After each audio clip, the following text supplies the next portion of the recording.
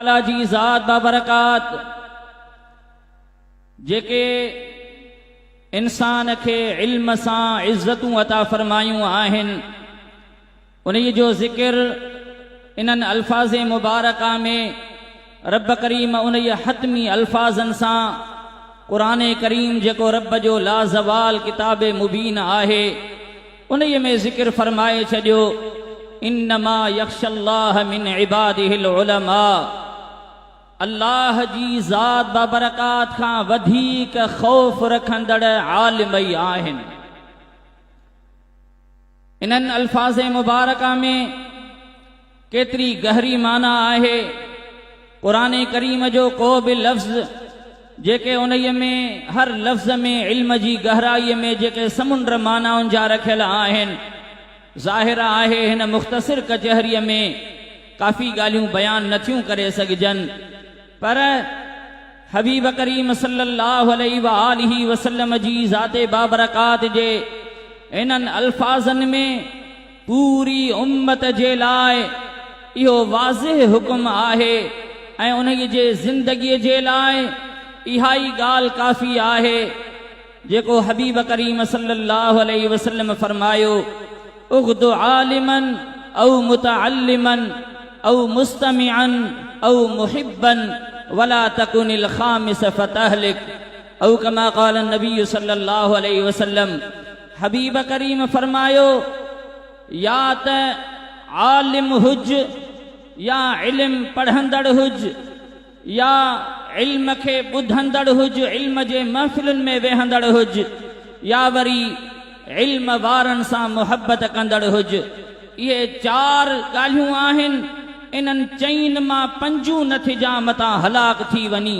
हबीब करीम सल्लल्लाहु अलैहि वसल्लम पूरी उम्मत जे लाइ इहा ॻाल्हि वाज़िह फरमाए छॾी त जेकॾहिं हिन उम्मत जी बका हिन उम्मत जी हिफ़ाज़त जी ज़मानत जेकॾहिं आहे त उहा इल्म सां ई आहे। इल्म पढ़ंदड़ हुज या आलिम हुज या इल्म सां मुहबत कंदड़ हुज या इल्म ॿुधंदड़ हुज, इन्हनि चइनि खां पंजूं नथिजा मतां हलाक थी वञी। हबीब करीम सल्लल्लाहु अलैहि वसल्लम जे इल्म जे लाइ हबीब करीम जी उम्मत जे लाइ इहा ॻाल्हि हतमी आहे त हिन इल्म खां जेका मुहम्मद करीम सल्लल्लाहु अलैहि वसल्लम जी मीरास आहे इन नबवी मीरास खां जेकॾहिं हीअ उम्मत जॾहिं बि परे थींदी तॾहिं उन्हीअ खे केर बि बचाए कोन थो सघे। अल्लाह ताला जी ज़ात बाबरकात जे फज़्ल ऐं करम सां अॼु बि हिन उम्मत में अहिड़ा मुजाहिद आलिम फ़क़ीह मौजूद आहिनि जेके सिर्फ़ पंहिंजी ज़िंदगीअ जे लाइ न पर हिन उम्मत जे लाइ बि फ़िक्रमंद आहिनि। इहे इदारा मदरसा क़ाइम आहिनि जिन में उस्ताद शागिर्द सवन जे तादाद में जेकॾहिं इहा मुहम्मदी मीरास हली रही आहे त इहा यकीन ॼाणियो सिर्फ़ पंहिंजे मफ़ाद जी ॻाल्हि कान्हे का, पर इहा इल्म ऐं तअल्लुम जो इहो सिलसिलो हिन उम्मत जे हिफ़ाज़त जी बि ज़मानत आहे। मुहब्बत सां चओ सुभान अल्लाह। हबीब करीम सल्लल्लाहु अलैहि वसल्लम जा प्यारा उम्मतीयो, अल्लाह ताला जी ज़ात बाबरकात जेका हिन उम्मत खे इज़्ज़त अता फरमाई आहे इहो समूरो इज़्ज़त वारो मुआमिलो मुस्तफ़ा करीम सल्लल्लाहु अलैहि वसल्लम जी ज़ात बाबरकात सां आहे। दीन इस्लाम जेको रब करीम जी ज़ात बाबरकात असांजे हिस्से में रखियो आहे दीन त अॻ में बि थी गुज़रिया आहिनि, मज़हब अॻ में बि हुया, पर जेको मुहम्मद करीम सल्लल्लाहु अलैहि वसल्लम दीन खणी आयो आहे इहो सभिनी दीननि में कामिल मुकम्मल दीन आहे, अकमल तरीन दीन आहे जेको रब करीम जी ज़ात बाबरकात उन हज्जतुल वदा में जॾहिं मुस्तफ़ा करीम सल्लल्लाहु अलैहि वसल्लम जे मथां इहा आयत मुबारका नाज़िल फरमाई अल-यौम अकमलतु लकुम दीनकुम व अतममतु अलैकुम निअमती व रदीतु लकुमुल इस्लाम दीना। ज़ोर सां चओ सुभान अल्लाह। अल्लाह ताला जी ज़ात बाबरकात फरमायो ऐ हबीब करीम सल्लल्लाहु अलैहि वसल्लम अॼु असां तुंहिंजे लाइ तुंहिंजो दीन कामिल मुकम्मल करे छॾियो आहे। मूं तव्हांजे मथां पंहिंजी नेमत तमामु करे छॾी आहे। तव्हांजे लाइ मूं दीन इस्लाम खे दीन चूंडियो आहे। इहा ई तव्हांजे लाइ इज़त ऐं शराफ़त आहे। ऐं इहो दीन इस्लाम जेको असांखे अता कयो वियो, अल्लाह ताला जी ज़ात बबरकात क़ुरान करीम में इहो बि फरमायो, इन्न दीन इंदल्लाहिल इस्लाम। रब करीम वटि जेकॾहिं पसंदीदा मक़बूल दीन आहे त इस्लाम आहे। इन ये इस्लाम जी सरबुलंदी हमेशह रहणी आहे। इन जे करे हिन खे आख़िर में आंदो वियो ऐं जेके बि अॻियां मज़हब हुया उहे सभई मनसूख थी विया। उन्हनि जा जेके बि अहकाम आहिनि उहे मनसूख थी विया। अॼु जेकॾहिं यहूदियत आहे, ईसाईयत, नसरानियत जेकॾहिं आहे, हुलूद आहे, जेके कुझु बि कोशिशूं थी रहियूं आहिनि, यकीन ॼाणियो जॾहिं मुस्तफ़ा करीम सल्लल्लाहु अलैहि वसल्लम आयो त उन्हनि जे मथां लाज़िम हुयो त उहे पंहिंजूं सभु ॻाल्हियूं छॾे करे मुहम्मद करीम सल्लल्लाहु अलैहि वसल्लम जी पैरवी कनि हा, इत्तिबा रसूलुल्लाह जी ज़ात जी थिए हा। जॾहिं मुस्तफ़ा करीम आयो त अॻियूं सभु ॻाल्हियूं जेके बि आहिनि, उहे शरीयतूं, उहे अहकाम जेके बि आहिनि, उन्हनि खे छॾे करे उन्हनि जे मथां लाज़िम हुयो त रसूलुल्लाह जी इत्तिबा थिए हा। इन जे करे त मुस्तफ़ा करीम ख़ुदि फरमायो, अॼु यहूदियत रसूलुल्लाह जी ज़ात सां ऐं हिन उम्मत सां जेकॾहिं दुश्मनी ऐं बुग़्ज़ में, साड़ में, नफ़रतुनि में जेके कुझु बि कोशिशूं करे रही आहे, इहो यकीन ॼाणियो त हक़ खां बग़ावत आहे। जॾहिं दुनिया जे आॾो रब करीम ॻाल्हि वाज़े करे छॾी त हाणे मुस्तफ़ा करीम अची वियो त ही हक़ आहे, ही उहो हक़ आहे जेको सभिनी खे क़बूल करणु घुर्जे। जेकॾहिं यहूदियत अॼु मुस्तफ़ा करीम जी ज़ात खे या रसूलुल्लाह जे उम्मत खे जेकॾहिं तस्लीम नथी करे, मुस्तफ़ा करीम सां जेकॾहिं बुग़्ज़ अॼु रखे थी त यकीन ॼाणियो इहे नाहक़ ते आहिनि, ग़लति आहे ऐं ही उहा दुश्मनी आहे जेका अल्लाह जे उन तरीक़े सां ई बग़ावत आहे। हबीब करीम सल्लल्लाहु अलैहि वसल्लम फरमायो, लौ कान मूसा हय्यन लमा वसिअहु इल्ला इत्तिबाई। ही यहूदी रसूलुल्लाह जी ज़ात सां दुश्मनीअ में भले किथे बि वञनि, पर हबीब करीम वाज़े फरमाए छॾियो त जंहिं नबीअ ते इहे ख़ुदि कलमूं पढ़नि था, उहो मूसा सुहिणो बि अॼु ज़िंदह हुजे हा त उहो बि मुहम्मद करीम जी ताबेदारी करे हा। ज़ोर सां जो सुभान अल्लाह। हबीब करीम सल्लल्लाहु अलैहि वसल्लम जा प्यारा उम्मती इहो मुस्तफ़ा करीम सल्लल्लाहु अलैहि वसल्लम जो हिकिड़ो सहाबी हज़रत अब्दुल्लाह इब्न सलाम रज़ी अल्लाह तआला अन्हु, जेको तौरात शरीफ जो बि ज़बरदस्त आलिम हुयो ऐं मुस्तफ़ा करीम सल्लल्लाहु अलैहि वसल्लम जिन जॾहिं हिजरत करे मदीने तय्यबा आया, उन टाइम ते मिशकात शरीफ में हिकिड़ी हदीस आहे, ॿियनि हदीस जे किताबनि में बि आहे। हज़रत अब्दुल्लाह इब्न सलाम रज़ी अल्लाह तआला अन्हु थो फरमाए त मुस्तफ़ा करीम जे हिजरत जूं ॻाल्हियूं त मदीने में पहुची चुकियूं हुयूं त हबीब करीम अची रहिया आहिनि। पोइ छा थियो, मां खजूं मेड़े रहियो हुयुसि, उन टाइम ते मदीने तय्यबा में आवाज़ थियो ऐं माण्हुनि जो ईअं रश जो, हुजूम जो आवाज़ आयो। अंदाज़ो थियो त शायदि मुस्तफ़ा करीम पहुची विया आहिनि। पोइ हज़रत अब्दुल्लाह इब्न सलाम तौरात शरीफ जो आलिम हुयो, यहूदियत वारे मज़हब में हुयो, पर जॾहिं ख़बर पई त मुस्तफ़ा करीम पहुची विया आहिनि, इन जे करे त महबूब जे मदीने में अचण सां मदीने तय्यबा वारनि उन्हनि अंसार सगोरनि जेके तराना बि ॻाया, तलअल बद्र अलैना मिन सनियातिल वदाई वजब शुक्र अलैना मा दआ लिल्लाहि दाई। वे मदीने वारा खुशियुनि में तराना ॻाए रहिया हुया। अॼु असांजे मथां 14 जो चंड भिरी पियो आहे असांजे मथां अल्लाह जा शुक्र वाजिब थी पिया आहिनि। जेतिरा बि शुक्र कयूं उहे घटि आहिनि। इन जे करे त अॼु असां वटि उहा पाक ज़ात तशरीफ़ वठी आई आहे जंहिं असांखे अल्लाह जे तरफ़ दावत ॾिनी आहे।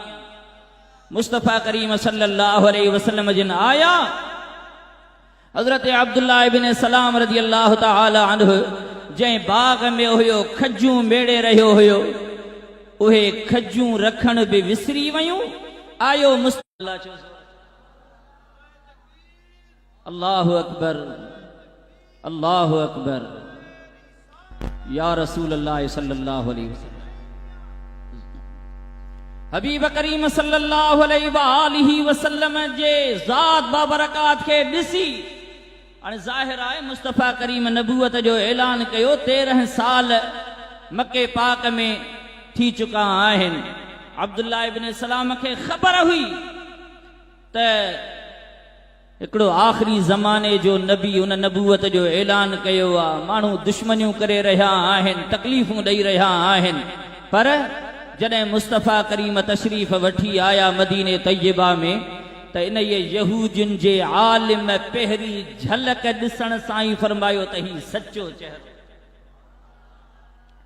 हबीब करीम सल्लल्लाहु अलैहि वसल्लम जो इहो बाद में ईमान आणण वारो सहाबी सगोरो उहो थो फरमाए नबी करीम सल्लल्लाहु अलैहि वसल्लम जे मां वेझो वयुसि त जीअं पाण करीम जेके फरमाइनि पिया उहे मोती कुझु गॾु करे वठां, ॿुधी वठां त जीअं महबूब करीम मदीने तैयबा में आया आहिनि पहिरीं कहिड़ा काम जारी था फरमाइनि।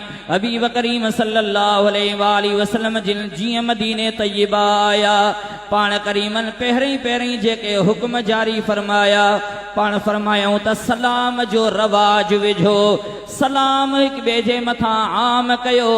व अतिमु तआम, हबीब करीम सल्लल्लाहु अलैहि वसल्लम फरमायो त तआम हिक ॿिए खे खारायो।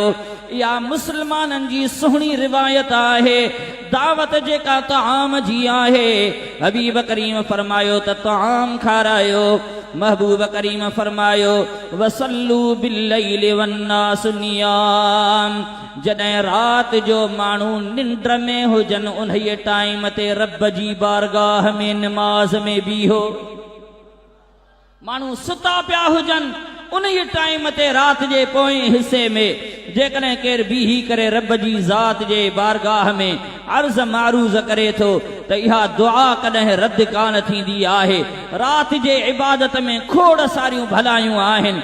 पाण करीमन फरमायो इहे कयो, सलाम जो रवाज विझो, तआम खारायो ऐं उन खां बाद में रात जे टाइम ते जॾहिं रब जी बारगाह में सजदा कंदो तदखुलुल जन्नत बिसलाम।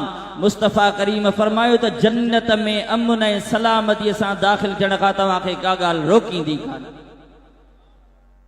हबीब करीम सल्लल्लाहु अलैहि वसल्लम जा प्यारा उम्मतीयो, मुस्तफ़ा करीम सल्लल्लाहु अलैहि वसल्लम जी ज़ात बाबरकात जे अचण सां ही इल्म महबूब करीम खणी आया। सहाबी सगोरा फरमाईंदा हुया त इल्म ही रसूलुल्लाह जी मीरास आहे।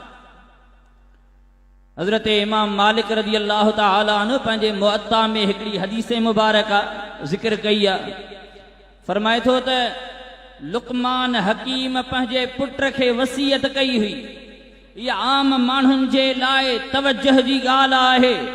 मुअत्ता में ज़िक्र आहे त लुक़मान हकीम पंहिंजे पुट खे वसीयत कई त या बुनैया जालिसिल उलमा वज़ाहिमहुम बिरुकबतैक, ऐ मुंहिंजा प्यारा पुट आलिमन सां गॾु वेहंदो कर।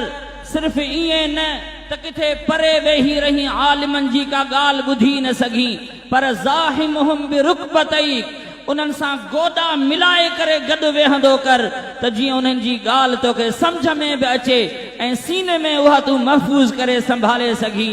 हबीब करीम सल्लल्लाहु अलैहि वसल्लम जा प्यारा उम्मतीयो, इन्हनि अल्फाज़नि में जेके लुक़मान हकीम पंहिंजे पुट खे वसीयतूं कयूं, इहा ॻाल्हि आहे त अल्लाह मुअल दिलुनि खे ईअं ज़िंदह कंदो आहे आलिमनि जे कचहरियुनि सां मजलिसुनि सां जीअं बंजर वैरान ज़मीन जेका हूंदी आहे, जीअं उन्हीअ ते वॾ फुड़े मींहं जूं बूंदूं पवंदियूं आहिनि त उहा मुअल ज़मीन सरसब्ज़ ऐं शादाब थी वेंदी आहे। जेकॾहिं हीअ आवाम जेकॾहिं आलिमनि सां गॾु वेहंदी, पर ईअं परे खां न, पर उन्हनि जी सुहबत में अची करे वेही करे उन्हनि खां सिखे, उन्हनि खां पिराए, त यकीन ॼाणियो त उन्हनि जूं मुअल दिलियूं बि ईअं ज़िंदह थींदियूं जीअं मुअल ज़मीन आबाद थी पवंदी आहे।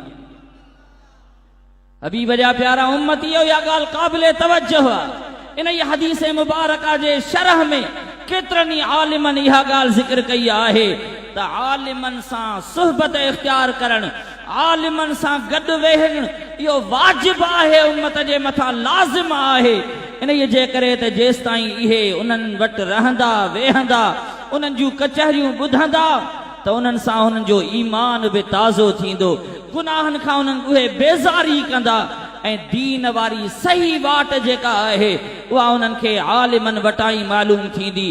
यकीन ॼाणियो, आलिम हिकिड़ा आलिम त सुभान अल्लाह, जीअं हज़रत शम्सुल फ़क़हा रहमतुल्लाहि तआला अलैहि जहिड़ियूं बरगुज़ीदा शख़्सियतूं थी गुज़रियूं, उन्हनि इल्म जी हीअ शमा रोशन कई, उहा शमा अॼु बि रोशन आहे अल्हम्दुलिल्लाह। ऐं अल्हम्दुलिल्लाह यकीन ॼाणियो त मूंखे ख़ुशी थींदी आहे हद दर्जे जी त संदुन खलफ़े रशीद हज़रत क़िबला मुफ्ती आज़म मुफ्ती मोहम्मद जान साहिब दामत बरकातहुमुल आलिया, वरी उन खां बाद में संदन साहिबज़ादा जेके जामिया अज़हर में अल्हम्दुलिल्लाह वॾियूं डिग्रियूं हासिल करे, त इहो सम्झो यकीन ॼाणियो त हीअ सिर्फ़ु एसि ताईं न आहे, पर ख़ुदा कंदो त हीअ इल्म जी शमा अॻिते बि नस्ल ब नस्ल जेका आहे सा ईअं फिरोज़ा रहंदी। हबीब करीम सल्लल्लाहु अलैहि वसल्लम जी उम्मत में ही इल्म फज़ल जेसि ताईं बाक़ी रहंदो, इल्म वारनि सां जेसि ताईं सुहबतूं बाक़ी रहंदियूं, सम्झो त हीअ उम्मत बाक़ी रहंदी।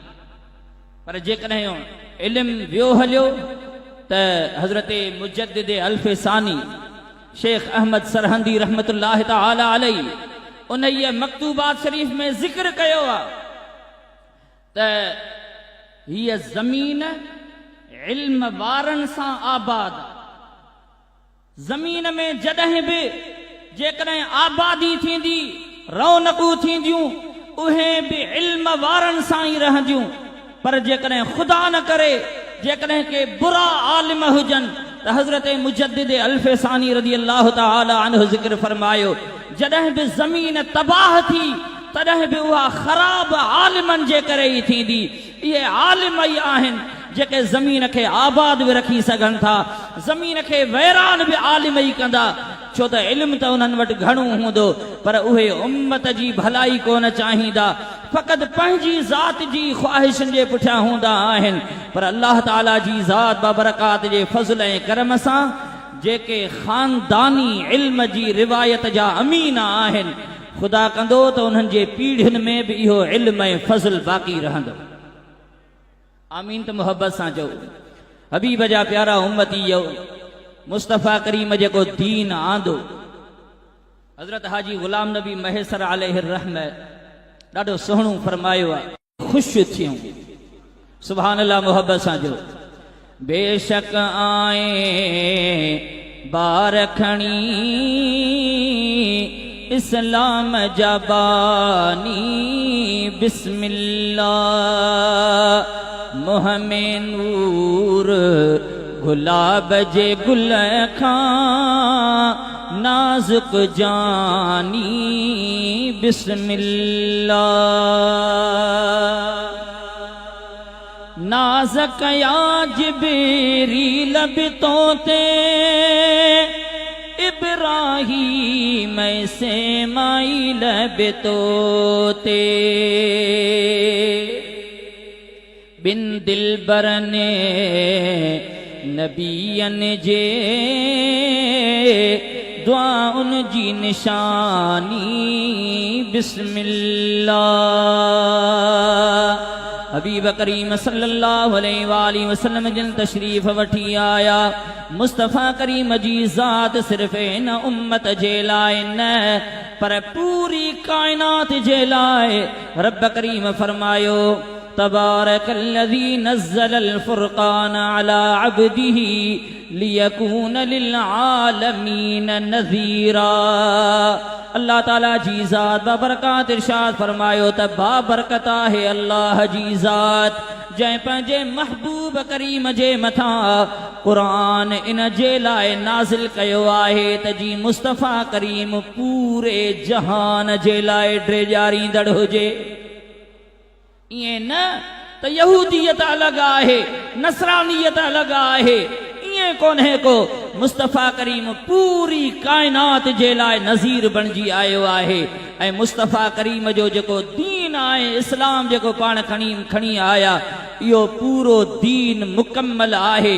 अॻु में जेके बि ॻाल्हियूं हुयूं से पूरियूं कोन हुयूं। मुस्तफ़ा करीम फरमायो त इन्नमा बुइस्तु लिउतम्मिम मकारिमल अख़लाक़, मूंखे रब करीम इन जे लाइ मोकिलियो आहे त जीअं सुहिणा अख़लाक के रहिजी विया हुया त मां उहे अख़लाक पूरा तव्हांखे ॿुधायां।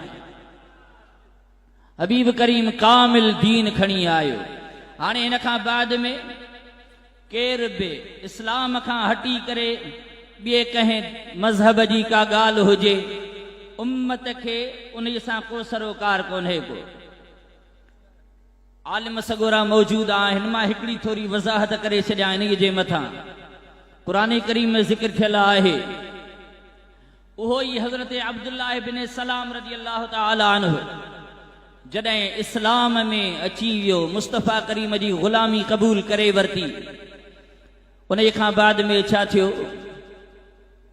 हज़रत मूसा अलैहिस्सलातु वस्सलाम जे शरीयत में यहूदियुनि वटि उठ जो गोश्त खाइण हलाल कोन हो। समझो था? मूसा अलैहिस्सलाम जी शरीयत में यहूदियुनि वटि उन जेको हथ जो उन्हनि ठाहियो, बहरहाल उन्हनि वटि उठ जो गोश्त खाइण हलाल न हुयो। हाणे जॾहिं मुस्तफ़ा करीम जी शरीयत में हज़रत अब्दुल्लाह इब्न सलाम अची वियो त हाणे ॿियूं त सभु ॻाल्हियूं रसूलुल्लाह जी ज़ात बाबरकात जे दीन जूं क़बूल आहिनि, अखियुनि ते आहिनि। पर हिकिड़ी ॻाल्हि सोचाई त यहूदियत में उठ जो गोश्त खाइण जेकॾहिं नाहे ऐं हिन उम्मत में बि को फर्ज़ या वाजिब त कोन्हे को। केतिरा ई माण्हू आहिनि जेके उठ जो गोश्त कोन था खाइनि, केतिरी उम्मत हूंदी जिन खे उठ जो गोश्त खाइण मुयसर कोन थी सघियो। जेकॾहिं मां बि न खावां त को मसइलो कोन्हे को, भला थोरो इहो लिहाज़ रखी थो छॾियां त जीअं हुन जो बि भरम रहिजी वञे ऐं मुस्तफ़ा करीम जे दीन जी ॻाल्हि बि रहिजी वञे, तंहिंजे करे उठ जे गोश्त खां मिड़ई पासो कयां। अल्लाह करीम फरमायो त ईअं नाहे। या अय्युहल्लज़ीना आमनु दुखुलू फिस्सिल्मि काफ़ा, ऐ ईमान वारो इस्लाम में पूरा जो पूरा दाख़िल थी वञे। ईअं कोन्हे को जो का ॻाल्हि अॻे मज़हब जी तव्हां वटि बाक़ी रहे, न। मुस्तफ़ा करीम जी शरीयत जॾहिं अची वई तॾहिं सभु ॻाल्हियूं ख़तम थी वयूं। हाणे रसूलुल्लाह जे शरीयत खां ज़रो बि जेकॾहिं केरु पोइ ते हटे थो त इहा शैतान जे विखुन जी पैरवी आहे। अॻिते रब करीम फरमायो त वला तत्तबिउ ख़ुतवाति शैतान, शैतान जे विखुन जी ताबेदारी न करियो। मुस्तफ़ा करीम जी शरीयत में आया आहियो त पोयूं ॻाल्हियूं सभु छॾे मुहब्बत सां जो सुभान अल्लाह। हबीब करीम सल्लल्लाहु अलैहि वसल्लम जा प्यारा उम्मती, ॿी अहम ॻाल्हि, अॼुकल्ह फेसबुकी दुनिया में हर नए आए ॾींहुं को न को फितनू उभरे थो, कॾहिं कहिड़ी सूरत में, कॾहिं केरु आहे, कॾहिं ऐं हर को चवे थो त बाबा अॻियां त सभु जेके बि हुया उन्हनि खे त दीन जी हदीसनि जी शरीयत जी का ख़बर ई कान हुई। हाणे वॾे में वॾो आलिम आऊं ई पैदा थियो आहियां, अहिड़े क़िस्म जूं ॻाल्हियूं थियनि थियूं। पर यादि रखो कुझु ॾींहं अॻु में हिकिड़ो अरबीअ में हिकिड़ो यहूदियुनि जे आलिमनि जो हिकिड़ो क्लिप मुंहिंजे नज़रनि मटां गुज़रियो। उन्हनि इहा ॻाल्हि कई त हाणे असांखे छा करणो पवंदो, इहा ॻाल्हि तवजो सां ॿुधिजो। यहूदियुनि जा अल्फाज़ आहिनि, उन्हनि जे आलिमनि जूं ॻाल्हियूं आहिनि। उन्हनि चयो त हाणे मुसलमाननि खे नुक़सान पहुचाइण जे लाइ सभ खां पहिरीं असांखे क़ुरान करीम खे मआज़ल्ला ख़तम करणो पवंदो। इहो कंहिंजा अल्फाज़ यहूदियुनि जा आहिनि। उन्हनि जे आलिमनि जी हिकिड़ी मीटिंग हुई जेका जंहिंमें उन्हनि इहा ॻाल्हि कई। पहिरीं क़ुरान करीम ते हमिलो करणो पवंदो ऐं क़ुरान करीम तेसि ताईं त उन जे लाइ कुझु बि नथो चई सघिजे जेसि ताईं रसूलुल्लाह जे हदीस ऐं सुन्नत जे मथां को हमिलो न कजे। तंहिंजे करे क़ुरान ते हमले करण जे लाइ असांखे सुन्नत जे मथां हमिलो करणो पवंदो। हदीसुनि जे बारे में अजीब अजीब ॻाल्हियूं करणियूं पवंदियूं। जीअं अॼुकल्ह खोड़ सारा फितना, जेका बि हदीस अचे हीअ ज़ईफ़ आहे, हिन में ही मसइलो आहे, हिन में ही मसइलो आहे, अहिड़ा फितना नवां नवां उथनि था। ऐं पोइ हदीस जे ख़तम करण जे लाइ हदीस खे कीअं थो ख़तम करे सघिजे, उन्हनि यहूदियुनि जा अल्फाज़ आहिनि। हदीस खे असां इन तरह सां ख़तम करे सघूं था त अहिड़ा आलिम पैदा कयूं जेके हदीस जी तशरीह जेका कनि उहे पंहिंजी मर्ज़ीअ सां कनि, हदीस जे मथां जरह कनि, मुख़्तलिफ़ क़िस्म जा उन जे मथां हमला कनि, उन्हनि जे मथां अहिड़ा तंज़ ऐं उन्हनि जी तशरीह मुख़्तलिफ़ कनि जेका अॻु में कॾहिं बि कंहिं बि कान कई हुई। तव्हां ॾिसंदव मिर्ज़ा जहलमी जहिड़ा ॿिया फितना जेके उथनि था, सहाबा जी ज़ात जे मथां हमिलो करणु, ख़ुदा जो कसम आहे उहे सहाबी आहिनि जेके मुस्तफ़ा करीम सल्लल्लाहु अलैहि वसल्लम जे हिन शरीयत जा अखियुनि ॾिठा शाहिद आहिनि। सुभान अल्लाह चओ ज़ोर सां। सहाबा जी ज़ात जे मथां जेकॾहिं हमिलो थिए त बाक़ी बचो छा? सहाबनि जे मथां हमिलो थियो त बाक़ी कुझु बि कोन बचो। इन्हीअ जे करे त सहाबी आहिनि जेके रसूलुल्लाह जी शरीयत जा, हिन दीन जा, मुस्तफ़ा करीम जी सुन्नत जा, क़ुरान करीम जे नुज़ूल जा अखियुनि ॾिठा कननि ॿुधा शाहिद आहिनि। पर उन्हनि जे अॼु हैरत जहिड़ी ॻाल्हि आहे, अॼु दुनिया ते सोशल मीडिया ते अबू बकर सिद्दीक़ जे ईमान जे बारे में जेकॾहिं बहस मुबाहिसा थियनि त बाक़ी ॿुधायो त असां ऐं तव्हांजो ईमान कहिड़े हिसे में वेंदो। रसूलुल्लाह सल्लल्लाहु अलैहि वसल्लम जो फरमान त इहो आहे, लवित्तुज़िन ईमानु अबी बकरिन मा ईमान उम्मती लरजह ईमानुहु औ कमा क़ाल अलैहि सलातु वसलाम। हबीब करीम फरमायो, साहिमीअ जे हिकिड़े पुड़ में अबू बकर सिद्दीक़ जो ईमान रखियो वञे, ॿिए पुड़ में पूरी उम्मत जो ईमान रखियो वञे। मुस्तफ़ा करीम फरमायो त अबू बकर सिद्दीक़ जो ईमान वज़नाइतो थी वेंदो। ज़ोर सां जो सुभान अल्लाह। इहे चार यार मुस्तफ़ा करीम जा प्यारा, पर हबीब जा सभु सहाबी उहे हिन शरीयत जा अखियुनि ॾिठा कननि ॿुधा शाहिद आहिनि। जॾहिं उन्हनि जे मथां हमिलो थियो त बाक़ी हिन दीन जे मथां ॿी का ॻाल्हि बचे ई कान थी। तंहिंजे करे उम्मत जी ख़िदमत में गुज़ारिश इहा आहे त अहिड़ा जेके बि फितना उथनि था उन्हनि जे मथां कन धरण जी का बि ज़रूरत कान्हे का। चओ त इन्हनि जी टके जेतिरी बि हैसियत कान्हे का। हीअ उम्मत उन्हीअ तरीक़े ते हलंदी जेके तरीक़ा अहिड़ा अकाबिर ॿुधाए विया आहिनि। सुभान अल्लाह। मोहब्बत सां जो हबीब करीम सल्लल्लाहु अलैहि वसल्लम जा प्यारा उम्मतीयो, ये कुछ ज़रूरी ॻाल्हियूं आहिनि। नबी करीम सल्लल्लाहु अलैहि वसल्लम जिन उहो इस्लाम खणी आया जेको सलामतीअ वारो आहे, जेको अमुन वारो आहे। पाण करीमन फरमायो, अल मुस्लिमु मन सलिमल मुस्लिमून मिन लिसानिही व यदिही। मुस्लमान उहो आहे जंहिंजे हथ ऐं ज़बान खां ॿिया मुस्लमान सलामत रहनि। तव्हां कराची जहिड़े शहर में रहो था जिते फुरमारी ऐं इहे आम तरह सां स्ट्रीट जेके क्राइम जेके थींदा आहिनि उहे तव्हांखे बहितर ख़बर हूंदी त ॿुधायो त सही। जेको दीन पाण करीमन जो हिकिड़ो फरमान आहे, अल ईमान बिदअ व सबऊन शुअब। महबूब करीम फरमायो त ईमान जूं 70 खां वधीक शाखूं आहिनि। अफ़्दलुहा क़ौलु ला इलाहा इल्लल्लाह व अदनाहा इमाततुल अज़ा अन तरीक़ औ कमा क़ाल नबी सल्लल्लाहु अलैहि वसल्लम। हबीब करीम फरमायो, सभ खां वधीक आला दर्जो जंहिंसां माण्हू दीन जे हिन मज़बूत कोट में दाख़िल थिए उहो आहे ला इलाहा इल्लल्लाह मुहम्मदुर रसूलुल्लाह। ऐं अदना तरीन जेका हिन में घटि जेकॾहिं जेका शाख आहे ईमान जी महबूब करीम फरमायो रस्ते तां तकलीफ़ वारी शइ हटाइण इहो बि ईमान जो हिस्सो आहे। ॿुधायो त जेको माण्हू पत्थर कंडो रस्ते ते पियो आहे उहो खणी करे हटाए थो, सिर पई आहे को पत्थर पियो आहे रस्ते ते